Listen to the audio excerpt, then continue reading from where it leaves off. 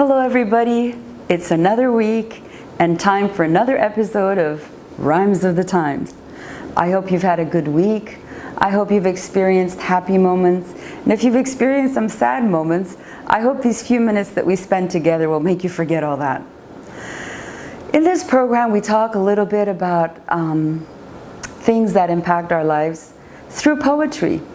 And today I want to talk about the concept of how poetry and writing in general allows you to live a different life and experience something that is so out of your comfort zone. And I think that is what gives joy to every writer, the ability to be, for just a few minutes, somebody else, you know, a different persona. And a lot of times singers do that as well.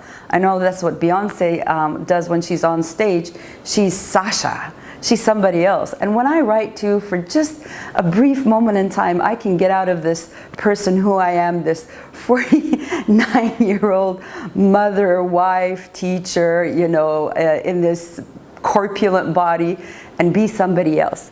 So some time back, I wrote a poem entitled, I'm a Warrior Princess, you know, and it had a feel of Xena to it. Do you remember the story of Xena, the warrior princess?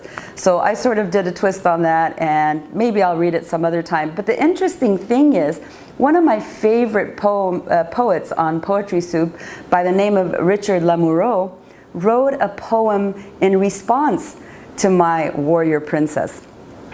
Richard Lamoureux has been on Poetry Site, Lamoureux has been on Poetry Site for almost as long as I have, and he's a very, very dear friend and a mentor.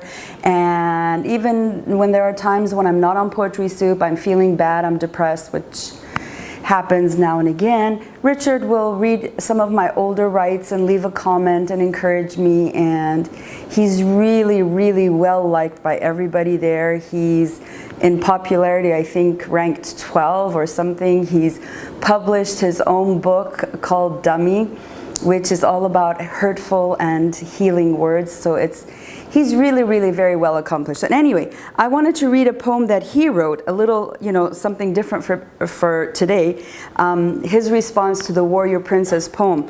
Also, I had written a poem about this man who's invading my dreams and doesn't give me a chance to sleep, you know. So he took that with the title Warrior Princess and did a little mix in a form that I'm not good at all. I've hardly ever written in this form. It's called the Terzanel.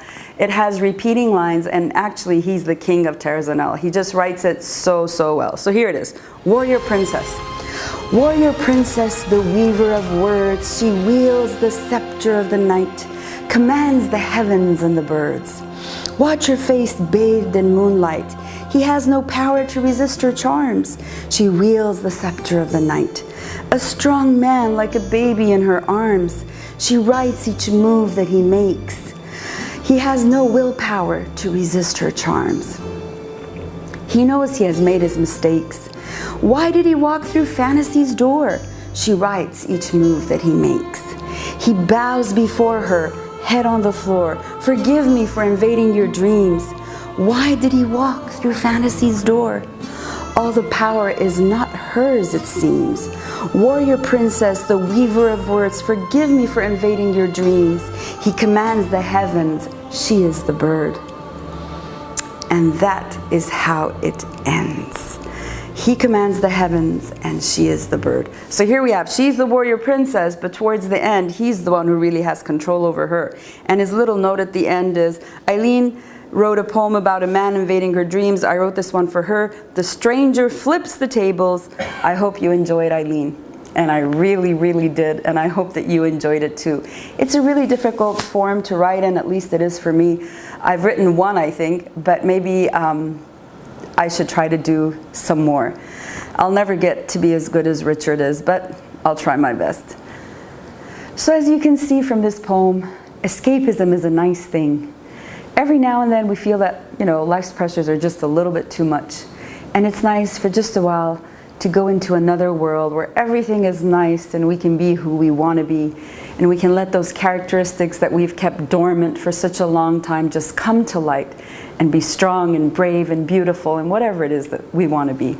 So I really want to thank Richard. Richard, thank you so much for being such a positive influence in my life.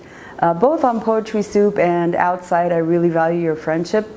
And to all of you out there watching, I hope you have people in your life that you value as well, that lift you up, that share nice moments with you, or that write poetry for you. It really makes life a lot sweeter.